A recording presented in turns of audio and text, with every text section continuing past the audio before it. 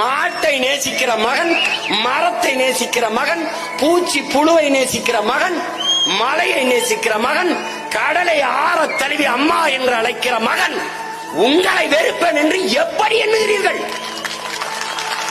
எப்படி எண்ணுகிறீர்கள்? யார் உங்களுக்கு கற்பிக்கிறது? உலகத்தின் ஆகச் சிறந்த மாண்பு கொண்ட இனத்தின் பிள்ளைகளை எப்படி நீங்க இவ்வளவு கொச்சைப்படுத்துறீங்க?